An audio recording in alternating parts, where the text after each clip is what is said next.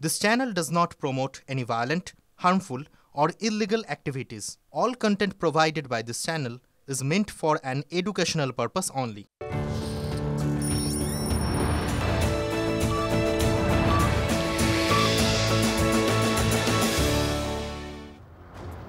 বিকেল ৫টা শুরু করছি পাঁচ কথার। পাঁচ কথা মানে এখনো পর্যন্ত যা যা ঘটে গেছে তার মধ্যে থেকে ঝাড়াই বাছাই করে সেরা খবর আর তার চুলচেরা বিশ্লেষণ। আজ পাঁচ কথায় কোন খবরগুলোর দিকে আমাদের নজর? প্রথমেই বিগ ওয়ালে দেখাই আপনাদের পাঁচ কথার আজকের ইস্যু।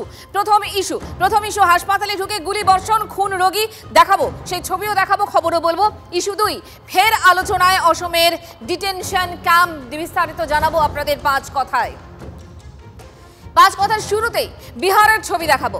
আবার ফিরে এসেছে জঙ্গল রাজের দৃশ্য। পাটনা শহর হাসপাতালে ঢুকে একেবারে গুলি চালালো দুষ্কৃতীরা, একদম সিনেমার মতো। ৬ গুলি লেগে খুন, আইসিইউ এ ভর্তি রোগীও অবশ্য দাগি দুষ্কৃতী। একাধিক খুনে অভিযুক্ত, প্যারোলে মুক্ত ছিল সে, জেলে ফেরার একদিন আগে খতম।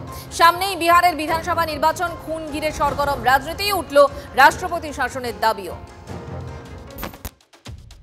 বিহার আছে বিহারেই, এই সিসিটিভি ফুটেজ সে কথা আরও একবার মনে করিয়ে দিচ্ছে। পাটনার পরশ হাসপাতাল, ৩ তলায় আইসিইউতে ঢুকে গুলি বর্ষণ। একজন নয়, ৫জন দুষ্কৃতী ঢুকে ওয়ার্ডের ভেতর গুলি চালায়, নিশ্চিন্তে বেরিয়েও যায়।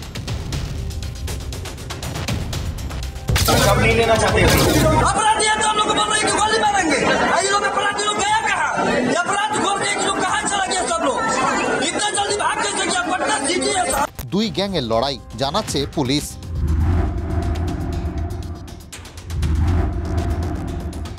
और इसमें हम लोग बक्सर पुलिस की मदद से आइडेंटिफाई करवा रहे हैं कि इनका विरोधी गैंग में कौन कौन थे। जो शूटर थे उनका चेहरा हम लोग फोटो मिल गया है। যার গায়ে গুলি লেগেছে সেও কুখ্যাত দুষ্কৃতী। গুলিবিদ্ধ বক্সারের কুখ্যাত দুষ্কৃতী চন্দন মিশ্র। ১ ডজন খুনের মামলা চন্দনের বিরুদ্ধে। অসুস্থতার জন্য প্যারোলে মুক্ত ছিল চন্দন। 18ই জুলাই প্যারোল শেষ হওয়ার কথা ছিল চন্দনের। ঠিক একদিন আগেই হাসপাতালে ঢুকে গুলি বর্ষণ। পুলিশের সন্দেহ বক্সারের চন্দন শেরু গ্যাংয়ের কাজ। গত এক সপ্তাহে পাটনা শহরে অন্তত ৩টি খুন হয়েছে। বিহারের এডিজি হেডকোয়ার্টারের যুক্তি, বর্ষা এসে গেলে খুনোখুনি কমে যাবে। मई जून में ज़्यादा मर्डर होते आई है वर्षों से। अप्रैल मई जून जब तक बरसात नहीं होती है ये सिलसिला जारी रहता है। পুলিশ কর্তা যাই যুক্তি দিন, পরের পর অপরাধে বিহারের রাজনীতি চরমে। সামনেই বিধানসভা নির্বাচন, নীতিশ সরকারের বিরুদ্ধে তোপ দাগছে বিরোধীরা। হাসপাতালে ঢুকতে গিয়ে বাধা পান সাংসদ পাপ্পু যাদব। এককালের বাহুবলী এখন পোর খাওয়া রাজনীতি। সুযোগের সদ্ব্যবহার করে রাষ্ট্রপতি শাসনেরও দাবি তুলেছেন পাপ্পু। बिहार के 13 करोड़ लोगों के जीवन पर हमला, ये कोई शासन बचा है? मैं गवर्नर साहब से मांग करूंगा कि अब राष्ट्रपति शासन लगा दे। ব্যক্তিগত ঝামেলা বলে দায় এড়িয়েছেন কেন্দ্রীয় মন্ত্রী জিতেন রাম মাঝি।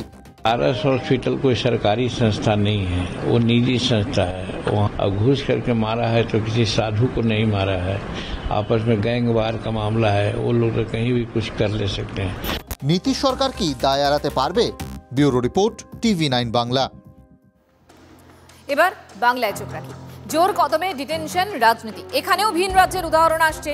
ফের আলোচনায় অসমের ডিটেনশন ক্যাম্প। গতকাল কলকাতার রাস্তায় আমরা মুখ্যমন্ত্রীর মুখে ডিটেনশন ক্যাম্প কথাটা শুনেছি। আজ বিজেপি সাংসদকে ডিটেনশন ক্যাম্পে পাঠানোর হুমকি দিয়েছেন মালদার তৃণমূল নেতা। বলছেন ডিটেনশন ক্যাম্পে ইলেকট্রিক শক দেব। হঠাৎ এমন হুমকি কেন? দেশের সবচেয়ে বড় ডিটেনশন ক্যাম্প, 2.5 হেক্টর জমিতে 3000 বন্দীকে রাখার ব্যবস্থা। 2019 সালে এনআরসি ইস্যু নিয়ে অসম যখন উত্তাল, সে সময় অসমের গোয়ালপাড়ার মাটিয়ায় ডিটেনশন সেন্টার তৈরির কাজ চলছিল। দরজা খোলে 2023 সালে। শুরুতে অসমের বিভিন্ন জেল থেকে বিদেশি সন্দেহে ধৃত 68 জনকে ডিটেনশন ক্যাম্পে পোড়া হয়। শুরু হয় জল্পনা, এনআরসিতে নাম বাদ পড়লে কি ঠিকানা হবে ডিটেনশন ক্যাম্প? বুধবার কলকাতার রাস্তায় নেমেই ডিটেনশন বিতর্ক উস্কে দিয়েছেন মুখ্যমন্ত্রী মমতা বন্দ্যোপাধ্যায়। সরকার একটা নোটিফিকেশন করেছে জেনে রাখুন, সেই নোটিফিকেশনটা আমরা চ্যালেঞ্জ করব।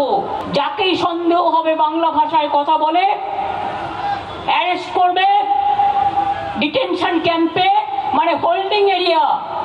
ডিটেনশন ক্যাম্প যাকে বলা হয় সেখানে রেখে দেবে।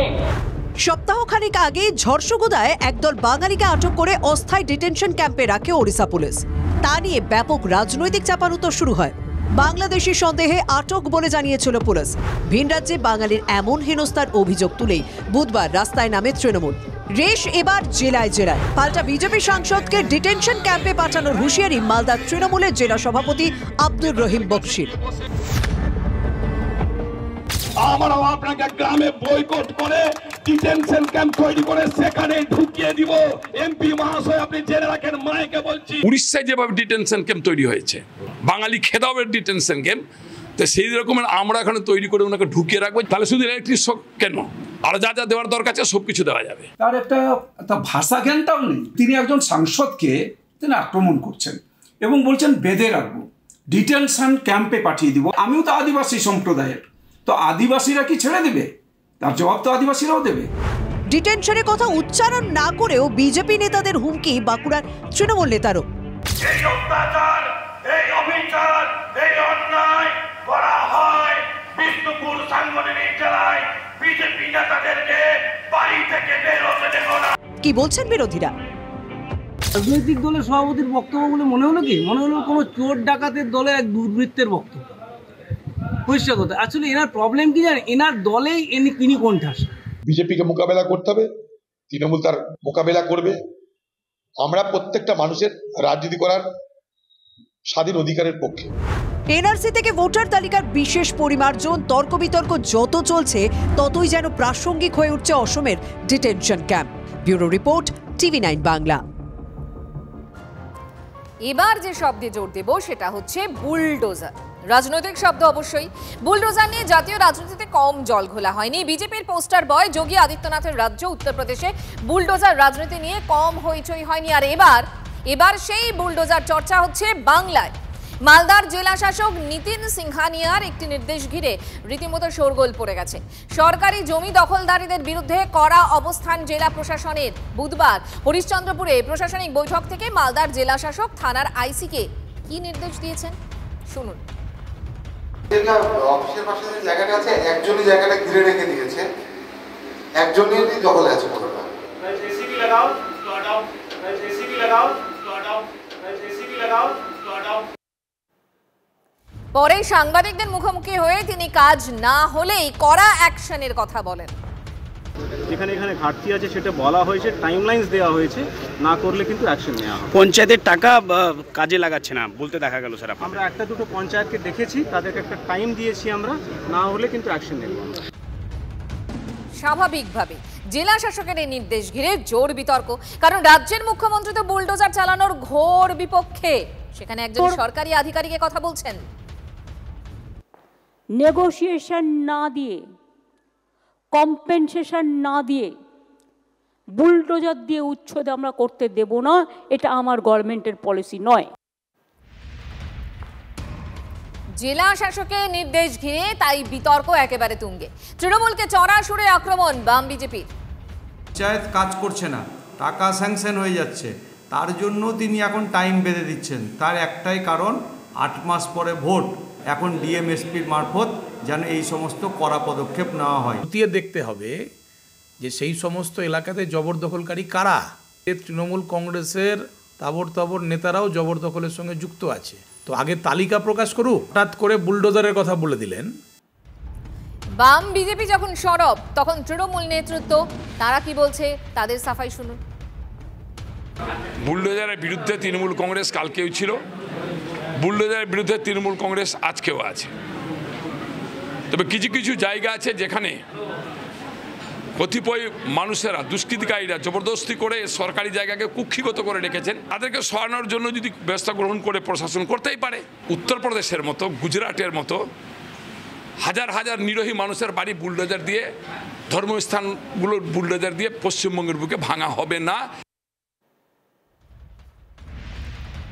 রাজ্যের সর্বোচ্চ প্রশাসনিক প্রধান যেখানে আগাম ব্যবস্থা না নিয়ে বুলডোজার চালানোর বিপক্ষে, সেখানে কিভাবে এহেন নির্দেশ দিলেন জেলা শাসক, প্রশ্ন তুলছেন বিরোধীরা। আর এবার হুমায়ুন প্রসঙ্গ। তৃণমূলের 21শে জুলাইয়ের আগে এবার হুমায়ুনের আগস্ট হুঙ্কার। এই কথাটা বলতেই হচ্ছে, কারণ 15ই আগস্টের পর থেকে খেলা শুরু করব। জেলা নেতৃত্বকে সরাসরি হুঁশিয়ারি হুমায়ুন কবিরের। দলের সতর্কবার্তার পরও বেপরোয়া ভরতপুরের বিধায়ক। কান্দি থেকে খেলতে শুরু করব, ফুটবল ভালো খেলি, যাকে পারবো গোল দিয়ে মাঠ থেকে উঠে যাব। দল ব্যবস্থা নিলে ঢাক ঢোল পিটিয়ে জবাব দেব। সরাসরি চ্যালেঞ্জ ভরতপুরের তৃণমূল বিধায়ক হুমায়ুন কবিরের। ফের নিশানা করলেন দলেরই ব্লক সভাপতি পঞ্চায়েত প্রধানদের। 15ই আগস্ট পর্যন্ত যেভাবে চলছে চলবে, তারপরে আমিও নেবে আমার বিধানসভায় যেই যত পারে কাটি করবে, আমি কাঁদি থেকে খেলতে শুরু করব। আমিও ফুটবল খেলবো সেই সব বিধানসভায় গিয়ে। আমি আমার এখানে ফিল্ডে খেলতে জানি, জাঙ্গিয়া পরে নেমে পড়বো, খেলবো, খেলে যে যাকে পারবে গোল দিয়ে মাঠ থেকে উঠে যাব, তাকে জানাতে যাবো। ওসব যদি কিন্তু জবাব আমি আগেও বলেছি দিই না। যখন ব্যবস্থা নেবে তখন হুমায়ুন কবির ঢাক ঢোল পিটিয়ে সেই ব্যবস্থার কি মোকাবেলা করতে হয় করবে। আরে ব্লক সভাপতিরা লোকের সাথে তুলাবাজি করে, প্রধানদের কাছে একটা ওয়ারিশ সার্টিফিকেট চাইতে গেলে 50,000 টাকা গুনতে হয়, তাদের সাথে আমাকে দল করতে হবে। আর এ নিয়ে রাজনৈতিক মহলের কি বক্তব্য শোনাবো। হুমায়ুন এখন দিদির জানে জ্বালা হয়ে গেছে। দিদি এখন না উগলাতে পারছে না গিলতে পারছে। এই হুমায়ুনকে দিয়ে আমাকে হারানোর জন্য সাম্প্রদায়িক বিভাজনের রাজনীতি করালো। হুমায়ুনকে এটা নির্দেশ দিয়ে করালো, কিন্তু হুমায়ুন নিজে স্বইচ্ছেটা করেছে বলে আমি মনে করি না। তিনি যে মন্তব্য করছেন তাকে দল একাধিকবার তাকে অফিসিয়ালি শোকজ করেছে, এবং যখন শোকজ করা হয়েছে তারপরে তিনি আপনাদের সংবাদ মাধ্যমের সঙ্গে সম্পূর্ণ উল্টো কথা বলেছেন। আর কোনো ক্ষোভ বিক্ষোভ থাকতেই পারে, একটা গণতান্ত্রিক সংগঠন, সেখানে কেউ তার মনের কথা বলতেই পারে, কিন্তু সেটা সংগঠনের ভিতরে বললেই ভালো হতো। আর উনি 15ই আগস্টের পরে কি করবেন না করবেন সেই নিয়ে দল চিন্তিত নয়। দলের উচ্চতম নেতৃত্ব এর উপর নজর রাখছে।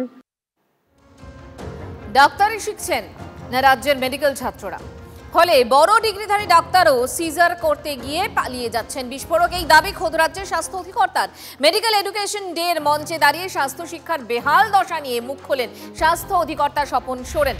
ভবিষ্যতে নিজেদের চিকিৎসার কথা মাথায় রেখে ভালো ডাক্তার তৈরির আবেদন জানালেন আরেক স্বাস্থ্য ভবনের আরেক সচিব। কখনো প্রশ্নের মুখে পড়েছে ওষুধের মান, কখনো আবার পরিকাঠামোর অভাবে রোগী মৃত্যু অভিযোগে তোলপাড় হয়েছে রাজ্য। এ রাজ্যের স্বাস্থ্যের বেহাল দশা নিয়ে এমন অনেক অভিযোগ বারবারই উঠেছে। এবার কিন্তু সরাসরি প্রশ্ন উঠে গেল রাজ্যের স্বাস্থ্য শিক্ষার মান নিয়ে। আর কেউ নন, প্রশ্নটা তুললেন খোদ রাজ্যের স্বাস্থ্য অধিকর্তা। এনআরএসএ মেডিকেল এডুকেশন ডের মঞ্চে বিস্ফোরক স্বাস্থ্য অধিকর্তা স্বপন সোরেন। আমাদের আজকে বসে প্রেসক্রিপশন অডিট করতে হচ্ছে, কারণ তারা প্রেসক্রিপশনের আর সেই প্রেসক্রিপশন যে শেখা হয়েছিল ফার্মাকোলজিতে তার ধার ধারে না। মায়ের হাইপার টেনশন সত্ত্বেও তাকে ওষুধ দিই না, এবং মায়েরা মারা যায়। মায়ের লেবার পেনশনে লেবার রুম থেকে দৌড়ে পালানো। আমরা কি আমাদের দায়িত্ব পালন করছি, নাকি ওই ইন্টার্নশিপ কমপ্লিশনে সই করে দিচ্ছি? স্বাস্থ্য অধিকর্তা যখন মঞ্চে বোমা ফাটাচ্ছেন, তখন সেখানেই বসে স্বাস্থ্য শিক্ষা অধিকর্তা সহ স্বাস্থ্য ভবনের আরও কয়েকজন কর্তা। স্বাস্থ্য অধিকর্তার উদ্বেগের সমর্থনে মুখ খোলেন আর একজন বিশেষ সচিব অনিরুদ্ধ নিয়োগী। চিকিৎসকদের প্রতি তার আবেদন, অন্তত ভবিষ্যতে নিজেদের চিকিৎসার কথা মাথায় রেখেই ভালো ডাক্তার তৈরি করুন। মনে রাখতে হবে যে আমার যখন 60-70 বছর বয়স হবে, আমাকে যে আইভি দেবে ছেলেটি, আমাকে যে ছেলেটি ড্রিপ দেবে, আমাকে যে ছেলেটি যে মেডিসিন দেবে, সে ফার্মাকোলজি পড়েছে, তার ডোসেজ ক্যালকুলেশন করেছে। এই জিনিসগুলো কিন্তু আমার মাথায় রাখতে হবে, কেননা আমি একদিন সেই মানুষদের দ্বারা চিকিৎসিত হব। এটা যদি আমি মনে রাখি, তাহলে আমি ভালো ছাত্র তৈরি করতে পারবো। স্বাস্থ্য ভবনের দুই শীর্ষ কর্তার বক্তব্যেই প্রশ্নের মুখে পড়েছে রাজ্যের স্বাস্থ্য শিক্ষা ব্যবস্থা। স্বাভাবিকভাবেই তা বিড়ম্বনায় ফেলে দেয় স্বাস্থ্য শিক্ষা অধিকর্তা ইন্দ্রজিৎ সাহাকে। না জিজ্ঞেস করার কিছু না স্যার, ডিএইচএস যখন নিজে বলছেন একটা তিনি স্বাস্থ্য অধিকর্তা, আপনি স্বাস্থ্য শিক্ষা অধিকর্তা, কোথায় সমস্যা হচ্ছে? ডাক্তাররা তৈরি হচ্ছে না প্রপারলি? এটা তো খুব আতঙ্কের কথা, সাধারণ মানুষ তো আতঙ্কিত হবে এই ধরনের বক্তব্য শুনে। স্যার স্বাস্থ্য শিক্ষা ব্যবস্থা কর্তারা গোটা ঘটনায় বিড়ম্বনায় পড়লেও নিজের বক্তব্যে কিন্তু অনড় স্বাস্থ্য অধিকর্তা। স্বাস্থ্য ভবনে তাবর তাবর কর্তা ব্যক্তিরা যদি আগামী দিনে হবু চিকিৎসকদের চিকিৎসক হিসেবে তাদের দক্ষতা নিয়ে সন্দিহান হন, তাহলে আপনি কোথায় যাব? ক্যামেরায় দীপঙ্কর জানার সঙ্গে সৌরভ দত্ত, TV9 বাংলা, কলকাতা। সল্টলেকের এফডি ব্লকে তথ্য প্রযুক্তি কর্মীকে শ্লীলতাহানির অভিযুক্তকে গ্রেফতার বিধাননগর দক্ষিণ থানার। আজ ভোরে অফিস থেকে বাড়ি ফেরার সময় শ্লীলতাহানির শিকার তরুণীর চিৎকারে পালিয়ে যায় অভিযুক্ত রাজা মণ্ডল। এলাকার সিসিটিভি ফুটেজ দেখে অভিযুক্তকে শনাক্ত পুলিশের। ফোন থেকে আমাকে এসে ধরে মানে বাজেভাবে টাচ করে দৌড়ে পালাচ্ছিল, মানে একটা অশুভতামি করে। আমি যখন দৌড়েছি ওনার পেছনে, তখনও সে জোরে দৌড়ে পালাচ্ছিল। পরে আমরা এখানে বিধাননগর সাউথ পুলিশ স্টেশনে কমপ্লেন করি, পুলিশরা ওখানে যায়, ওখানে পুরো সিসিটিভি ক্যামেরা চেক করা হয়। ওরা খুবই অ্যাক্টিভলি কাজ করে একদিনের মধ্যে তাকে অ্যারেস্ট করেছে। যাদবপুরে টেলিফিল্ম অভিনেত্রীকে শ্লীলতাহানির অভিযোগ। সুলেখা মোড়ে পার্কিং নিয়ে বচসা, মারধর, কটূক্তি, হেনস্থা 2 যুবকের বিরুদ্ধে যাদবপুর থানায় লিখিত অভিযোগ দায়ের। রাত 3টা নাগাদ বন্ধুদের সঙ্গে চা খাচ্ছিলেন ওই অভিনেত্রী।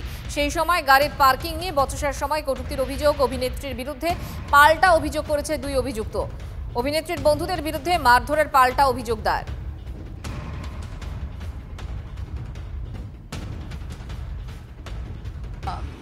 হঠাৎ করে পেছন থেকে একটা 4 হুইলার রাত্রি 3:30 নাগাদ এসে 4 হুইলারের মধ্যে 3 জন ছিলেন, তো এসে এফটিজ করতে শুরু করে। তো আমি প্রথমে তো ইগনোর করার চেষ্টা করি, বাট প্রটেস্ট করাতে ওরা গাড়ি ঘুরিয়ে এসে সামনে এসে দাঁড়িয়ে অকথ্য ভাষায় নোংরাভাবে গালিগুলোজ করা শুরু করে। প্রথমে গাড়ির মধ্যে থেকে, তারপরে গাড়ির বাইরে বেরোন 2 জন, থ্রেটেন করতে শুরু করেন যে আমি কে, তুই চিনিস, আমি গায়েব করে দেবো, অ্যাসিড মেরে দেবো, তারপরে গুলি মেরে দেবো, এই করে দেবো, সেই করে দেবো, আমাকে চিনিস না। তো এই কথাবার্তা বলাতে আমার তখন আমরা বুঝতে পারি যে মানে ওরা 3 জনেই পুরোপুরি ড্রাঙ্ক। ওর সঙ্গে যে বন্ধুরা ছিল তাদের মারধর করে, আর তারপরে আমাকেও মারধর করা হয়। লিটারালি আমার এখানে স্পট আছে পুরোপুরিভাবে বাজেভাবে, তো আমাকেও মারধর করা হয়। নারী নির্যাতন ভিন রাজ্য। রাজস্থানের আলওয়ারে চলন্ত গাড়িতে বিবাহিত মহিলাকে গণধর্ষণ, 11 দিন ধরে মহিলাকে আটকে রেখে দফায় দফায় ধর্ষণের অভিযোগ প্রতিবাদ করলে মুখে কাপড় গুঁজে লাগাতার চলে ধর্ষণ। অভিযুক্তরা এখনো অধরা, পুলিশের বিরুদ্ধে তদন্তে গাফিলতির অভিযোগ। फ्रेश होने के लिए अपने घर से थोड़ी दूर गई थी, तो वहाँ पे एकदम से एक बोलेरो गाड़ी आई, उसमें मुबीन, इकबाल, आरिफ 3 आदमी थे और मुझे उस गाड़ी में जबरदस्ती डालकर ले गए। वहाँ से मुझे तिराया धर्म कांटा के पास ले जाकर गाड़ी रोक दी। वहाँ पे साजिद, शौकीन, राहुल, साहिल भी उनको मिल गए। वो भी उसी गाड़ी में बैठकर पनियाला रोड पर मुझे ले गए। ले जाने के बाद वहाँ पर सभी ने बारी बारी से मेरी बिना रजाबंदी के मेरे साथ बलात्कार किया। पीड़िता घर से गई थी, तो उसके परिजनों ने या उसके पति ने या अन्य लोगों ने कोई पुलिस के पास इसकी सूचना नहीं दी, कोई गुमशुदगी नहीं कराई। ये भी एक बहुत बड़ा कारण है कि ऐसा क्यों नहीं किया। মুজিবের কবর ভাঙতে গিয়ে মার খেলো এনসিপির ছাত্ররা। হাসিনাগড়, গোপালগঞ্জে গুলিবিদ্ধ হয়ে মৃত 4, জখম অবস্থায় হাসপাতালে ভর্তি আরও 8। আওয়ামী লীগের গড় হিসেবে পরিচিত গোপালগঞ্জে জারি কারফিউ, রাস্তাঘাট জনমানব শূন্য, অধিকাংশ দোকানপাট বন্ধ, একাধিক রুটে বাস চলাচল বন্ধ। বুধবার বঙ্গবন্ধু শেখ মুজিবুর রহমানের জন্মস্থান গোপালগঞ্জে একটি জনসমাবেশ করে বৈষম্য বিরোধী ছাত্রদের রাজনৈতিক দল জাতীয় নাগরিক পার্টি পাশাপাশি মুজিবের কবর ভাঙার কর্মসূচিরও ডাক দিয়েছিল তারা। শেখ হাসিনার পতন উদযাপনে অনুষ্ঠিত এই সমাবেশ ঘিরে সকাল থেকেই উত্তেজনা ছড়ায় এলাকায়। আওয়ামী লীগের প্রবল প্রতিরোধের মুখে পড়ে তথাকথিত বিপ্লবী ছাত্ররা।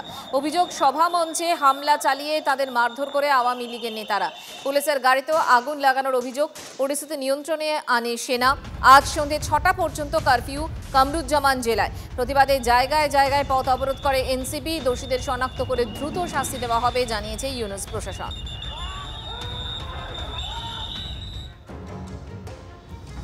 যার যা আছে তাই নিয়ে বেরিয়ে পড়ুন। ফের গর্জে উঠলেন হাসিনা। মাঝরাতের বার্তায় ইউনূস সরকারকে উৎখাতের ডাক মুজিব কন্যার। গোপালগঞ্জের ঘটনার তীব্র নিন্দা করে ইউনূসকে আক্রমণ হাসিনার। ইউনূস সরকার মানুষের রাজনৈতিক অধিকার হরণ করছে, প্রতিবাদে সামিল হওয়া উচিত বিশ্ববাসীর, বললেন হাসিনা। আজ বাংলাদেশে বিক্ষোভ ও লং মার্চ টু যমুনার ডাক দিয়েছেন তিনি।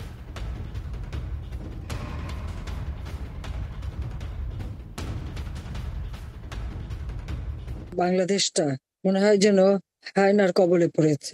বাংলাদেশের মানুষের জীবনে শান্তি নাই, নিরাপত্তা নাই। এক দল বানিয়েছে ওই যে এনসিপি, তারা আবার সব জায়গায় যায়, এদের চাঁদাবাজি মাস্তানি। আজকে মানুষের জীবনে নাবিশ্বাস উঠেছে এবং আজকে গোপালগঞ্জে যে তার যে ন্যাক্কারজনক ঘটনা ঘটলো, প্রায় 7-7টা প্রাণ ঝরে গেল। 71 সালে যেভাবে পাকিস্তানি হানাদার বাহিনী যে আচরণ করেছে, সেই আচরণ আজকে যে সেনাবাহিনী করলো, এই ছবি তো আজকে বিশ্বে ছড়িয়ে গেছে। জাতিসংঘে যাবে যে নিজের দেশের মানুষের উপর এরকম টর্চার করতে পারে, জাতিসংঘ শান্তি রক্ষায় এরা কি নেবে? আর নিজের সর্বনাশ তো তারা নিজেরাই করে যাচ্ছে। এই যে উপদেষ্টাদের মধ্যে অনেকেই তো ছাত্রলীগ করতো, এরাই তো যত অপকর্ম করে বদনামটা ছাত্রলীগের কাঁধে রেখে তারা দিব্যি এখন বিক্রি হয়ে এখন তারা ইউনূসের চালা। যারা গণতন্ত্রে বিশ্বাস করে প্রত্যেককে আমি অনুরোধ করবো যে এই দুঃশাসনের অবসান ঘটানোর জন্য এখন আর ঘরে বসে থাকার সময় নেই। সবাইকে যে যা আছে তাই নিয়ে এখন পথে নামতে হবে এবং এই দুঃশাসনের হাত থেকে দেশকে মুক্ত করতে হবে। ভারতের প্রবল চাপের মুখে পিছু হটতে বাধ্য হলো ইউনূস প্রশাসন। বাংলাদেশের সত্যজিৎ রায়ের পূর্বপুরুষের বাড়ি ভাঙার কাজ স্থগিত। ময়মনসিংহের বাড়িটি ফের গড়ে তুলতে কমিটি তৈরি করলেন ইউনূস। উদ্বেগ প্রকাশ করে দিল্লির করা বার্তার পরই ভাঙার কাজ বন্ধ। মমতা বন্দ্যোপাধ্যায়ও সত্যজিতের পৈতৃক বাড়ি ভাঙা নিয়ে সরব হন। বিখ্যাত মানুষ এবং প্রতিভাবান মানুষ যারা সমস্ত বিভিন্ন ক্ষেত্রে কাজ করে গেছেন, তাদের ভিটে বাড়ি এই সবকিছু স্মারক রক্ষা করাটা রাষ্ট্রের কর্তব্য এবং সেটা আমরা খুব যত্ন সহকারে করে থাকি। কিন্তু বাংলাদেশে এখন একটা ডামাডোল চলছে, এখন যে কে কি করছে বোঝা যাচ্ছে না। কাজে তারা এরকম হয়তো জেনে বা না জেনে যেমন করে হোক তার বাড়িটা ভেঙেছে, এটা খুবই দুঃখজনক ব্যাপার, খুবই মর্মান্তিক ব্যাপার। কিন্তু একটাই শুধু আশা যে আমরা তো অনেক কিছু চাই, কিন্তু সেটা সেখানে পূরণ তারা করবেন কিনা, তারা আমাদের কথা মতো চলবেন কিছু জানা যাচ্ছে না। কেননা বাংলাদেশ তো অন্য দেশ, আমাদের কিছু করার নেই। আমরা শুধু প্রতিবাদ জানাতে পারি, দুঃখ জানাতে পারি। তবে তারা যে স্থগিত রেখেছেন এটা খুব আশার কথা।